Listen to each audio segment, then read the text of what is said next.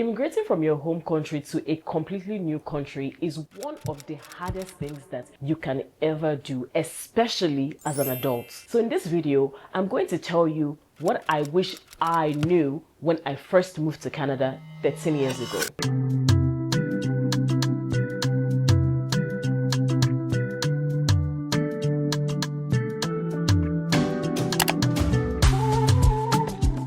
Hello everyone, my name is Ella Harry. I am a Nigerian Canadian content creator amongst other things. And I say Nigerian Canadian because right now I am Canadian, but I'm Nigerian first. I moved from Nigeria to Canada about 13 years ago now. And these are some of the things that I wish I knew. If this kind of content interests you, please feel free to subscribe. Also share this video with a friend who might need it so that we can help each other out, because we need to start having these conversations. So let's get into the video. So the first thing I wish I knew was the importance of settlement services. So now settlement services are pretty much like services or organizations that help people settle when they move to a new country. Now they help you with anything that you could possibly need with settling, and sometimes these services are actually free or at a very low cost. Like some of the ones that I've interacted with are actually free, like you don't have to pay anything. But here are some of the things that they can help you do. They can help you with housing, they can help you with that. So the good thing is sometimes you can even reach out to these people while you're still in Nigeria if you are trying to move to like Canada, for example. They can help you with looking for a job, making sure that they brush up your resume in a way that looks good and it like appeals to employers. They can provide information that you need to really excel, because again, you're new, you don't know a lot about a lot. So they help you provide information that you will need to actually excel here. They also help you with language support. So if you're somebody who doesn't speak English as a first language, or if you're somebody who just needs help with language, they can help you with that. They can also help with like childcare or transportation. I think when people move here, especially when they're looking for jobs, if you have like a small child, obviously you're not going to take that child to the job interview. So sometimes they will actually help you with childcare. They will help you with transportation. They might give you a bus pass. They'll teach you how to take the bus, which bus goes where, and how to learn how to use the bus where you want to go. So they help you with that as well. They provide information again about anything. They also help you with social integration as well. So sometimes they have like community meetings, or they have like get-togethers where you can meet other immigrants in your community. So that way you make friends, you build social connections, and you don't feel so alone in this new country. That leads me to my second point. You need to be intentional about building community. When I first moved here, I feel like I moved here with a group of students and we just like stayed friends, or like became friends and stayed friends. But that is something that I eventually became more intentional with, was just like building a community. Because again, you don't know anybody here. You're new. Sometimes you're even moving by yourself, no family, no friends, nothing. So you need to be intentional about building community. You can't be sitting down at home every day watching TV. Not to say that there's anything wrong with that, but you need to make friends, because what's going to happen is loneliness will set in. And don't get me wrong, like even with making friends and building a community, you will still feel lonely sometimes, but you don't want to feel lonely 24/7. So you need to build a community of people that just become like your family in this new country. And I feel like that's something that I really appreciate about my life in Canada, is I have built such a solid community that we go through everything. Like we met in school, international students, we graduated, we started working, some people moved for work, some people came back, people have gotten married, people have kids, we go for their weddings, we go for baby dedications. Like literally, I've just built this entire community that even if I wasn't going back home as frequently, even if I didn't have family here, like I would still be okay. So you need to do that. Some ways to build community is look at the things that you enjoy doing. If you're somebody who likes going to church, of course, like find a church that you like, but try to build community in that church. So don't just like leave after the service. Try to talk to one or two people. If they're Nigerians or if they're from the same ethnicity as you, even better. Try to talk to one or two people and start to make friends that way. If you're somebody who likes working out or going to the gym, when you go to the gym, talk to a few people, see how they're doing, and you never know, you guys might end up hanging out, and that is how a friendship forms. If you're a student, please make the effort to talk to people at school in your class, because it's actually easier to make friends when you're in school. Once you come out, it requires a bit more effort. But if you're moving here as an international student, that is actually the perfect way to move, because you can make friends easily when you're in school. So try to talk to people in your class, in your school. If there's a Nigerian Students Association, please go and join that association and meet people that way. But the big thing is you need to be intentional. Building community will not just happen. You actually have to do something about it. The third thing that I wish somebody told me is that you need to protect your credit score like your life depends on it. You need to work on your credit score like your life depends on it. You guys, like, I came here, I applied for credit card, I was just using the card.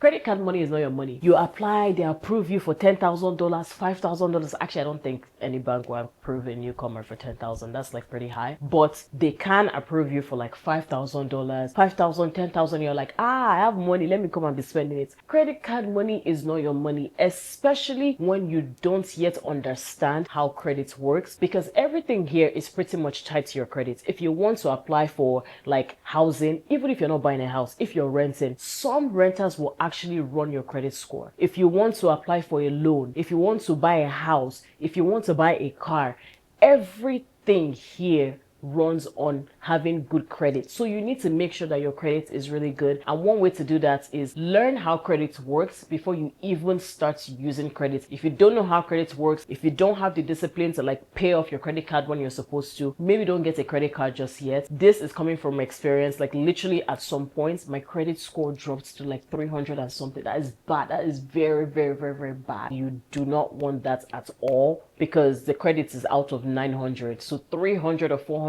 out of 900 is like really bad. Even 700, people are aiming for like 800 and higher. So even 600 is like it's not bad, but it's also not the best. So you need to make sure that you're using credit wisely so that you don't get into some kind of trouble where you're having difficulties getting approved for things. The fourth thing that I wish somebody told me is that getting a job can take longer than you think. Some people come here and maybe like, I've heard this happen once. There's only one person I know that this has happened to. Not to say that you can't come here and easily get a job, but the job market sometimes, especially with newcomers, it doesn't necessarily favor newcomers because they always want you to have Canadian experience. So it might take you a bit longer to find a job, which is fine. That's okay. That's okay. That's okay. That's okay. Eventually you will find a job. Eventually you will settle in. It's not just going to happen in like 2 weeks or something. What you're going to do in the meantime while you're looking for a job is you need to volunteer strategically. This is something that I did that I feel really, really helped me when I started looking for jobs, is the fact that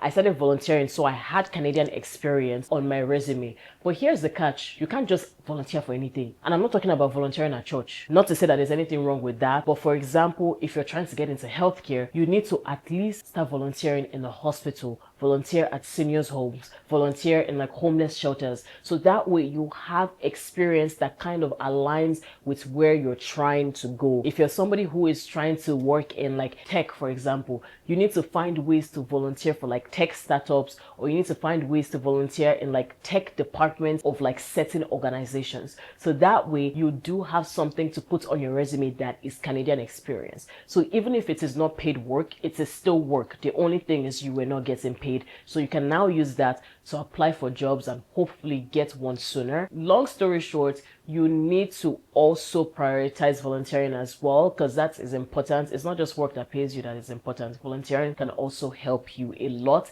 especially as a newcomer. I don't want this video to be too long, so I might make a part 2. But the fifth thing I'm going to talk about in this video, especially if you're moving to Canada, and this is specifically for people who are moving to Canada, and if I'm talking about Nigeria a lot, is because I'm Nigerian and I moved from Nigeria. So if you stumble on this video and you're not Nigerian, just a disclaimer. But the fifth thing is that the weather is not just like, oh my God, it's so cold. It is a lifestyle. The weather affects many of the things that happen in this country. So you notice that during winter, people don't go out as much. During winter, there might not be like as many activities to do. So here's the game plan on how you're going to survive winter, especially as a newcomer. One, you need to invest in really good winter gear. So I'm talking like winter jackets, winter boots, hand gloves, head warmer. Like, you need to invest in that, because especially if you're moving from Nigeria, just like, it's so jarring. Like, the difference in temperature is so jarring. I've been here for 13 years and I still haven't gotten used to the weather. So I can't imagine somebody who is just coming from like 30+ degrees to like minus 20 something. Like, it is jarring. So you need to be prepared for that. The second thing you need to do is you need to make sure that you are not going to be depressed. Seasonal depression is a real thing.